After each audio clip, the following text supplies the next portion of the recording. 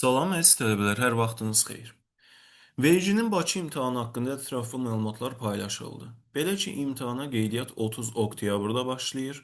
Son qeydiyyat tarixinin noyabrın 28-idir, imtahanın keçirilmək tarixi isə 21 dekabr olaraq nəzərdə tutulubdur. Və bu elanlarda birlikdə bizim tələbələrimiz üçün sevindirici bir hal daha baş verdi. Nədir bu?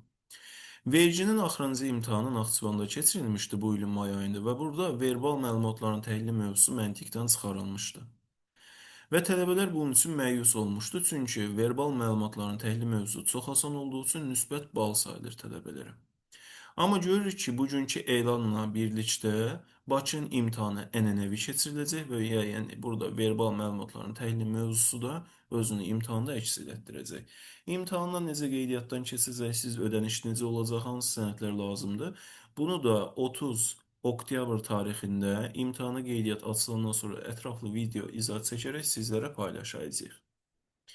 Bundan əlavə olaraq istədim ki, madəm burada verbal məlumatların təhlili mövzusu təkrar özünü əks etdirdi, bunun haqqında izah vermək istəyirəm sizə. Sualı qoyaq bir kənara, ümumiyyətlə mövzunun məğzini başa salmağa çalışacağım sizə. Baxın, belə düşünün ki, burada yuxarıda mətnlər verilir və aşağıda suallar. Bu sualda qeyd olunan cümləni yuxarıdakı mətndə uyğun gələn cümlə ilə qarşılaşdırırsınız. Və buna istinad olaraqdan həmin cümlənin, yəni sualda verilən cümlənin yanlış, doğru və ya qiymətləndirilməsi mümkünsüz olan variantlardan birini seçirsiniz. Uzun-uzadı mətni qoyaq bir kənara, birinci sadə bir özüm quracağım sualını sizə izah edeyim. Deyək ki, stolun üstündə 3 dənə kitab var. Bu elə bir düşünün ki, sizin yuxarıdakı böyük mətninizdir. Stolun üstündə 3 dənə kitab var. Aşağıda sual qeyd olunsun ki, stolun üstündə 2-dən çox kitab var. Bəli, siz tələbələr, stolun üstündə 3 kitab olduğu üçün və bizə sualda 2-dən çox kitab olduğunu qeyd elədiyi üçün bu doğru məlumat olaraq seçiləcək. Yox qeyd olunsa ki, örnək verim, stolun üstündə 5 kitab var. Artıq bu yanlış məlumatdır. Çünki stolun üstündə konkret 3 kitab olduğunu bilirik. Və ya qeyd edirlər ki, stolun üstündə 3 dənə ədəbiyyat kitabı var. Baxın, biz stolun üstündə kitab olduğunu mətndən bilirik. Bunun ədəbiyyat, tarix, məntiq və s. hansı fənnə aid və ya hansı janra aid bir kitab olduğunu bilmədiyimiz üçün, bu halda ədəbiyyat qeyd olunduğu üçün biz bunu qiymətləndirilməsi mümkünsüz olaraq dəyərləndirəcəyik.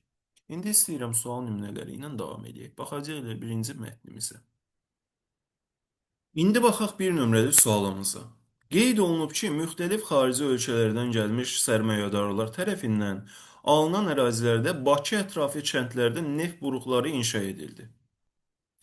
İndi sualda oxuyuram. Burada görürəm ki, baxın elə, hardadır bizim cümləmiz? Bakı ətrafındakı kəndlərdə torpaqlar bir sıra xarici ölkələrdən gəlmiş kapitalistlər tərəfindən alınır, orada neft buruqları ucaldılırdı. Əziz tələbələr, ucaldılırdı, tikilirdi. Bu bizim üçün eyni mənaya gəlib çatdığı üçün bu fikir doğru olaraq qəbul olunur. Baxaq 2 nömrəli sualın həllinə. 2-də görək bizdən nə deyilir. Deyir ki, Hacı Zeynalabdin Tağıyev gənclərin xaricdə təhsil almasına kömək edibdi. İndi gəlib bunu oxusaq sizlərlə birlikdə.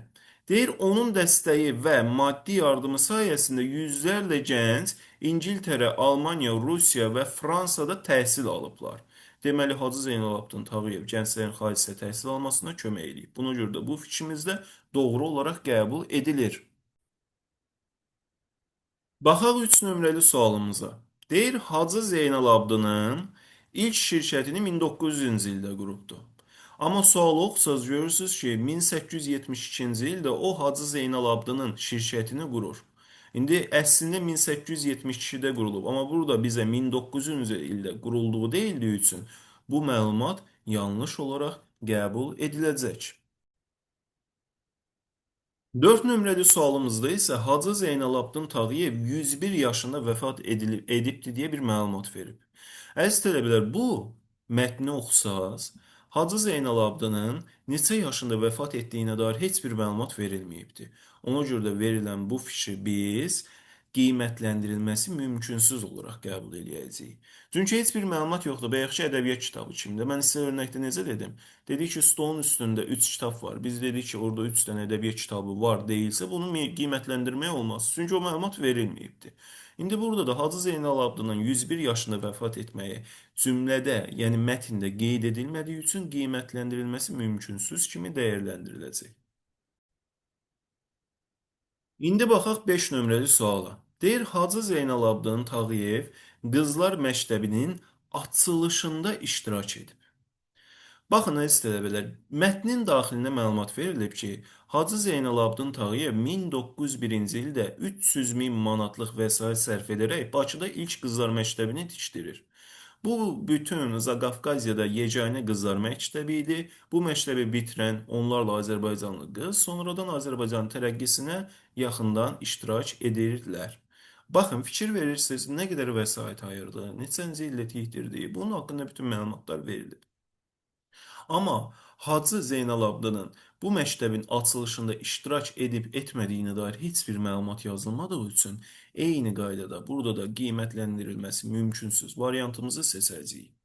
Əziz tələbələr, sırf verbal məlumatların təhlili mövzusuna aid bir neçə video daha çəkəcəyəm sizlərə. Amma əsas yükü verəcəyəm rəqəmsal və abstrakt məntiqə. Çünki bu mövzu 1-2 video ilə izah edilə biləcək bir mövzuda, hətta bir videoda izah edirik. Sadəcə ikinci, üçüncü videolar möhkəmləndirmək üçün olacaq. Amma rəqəmsal da, abstrakt da bunlar biraz daha geniş spektrumdan baxmaq lazımdır. Hər birinizə imtahanda uğur diləyirəm.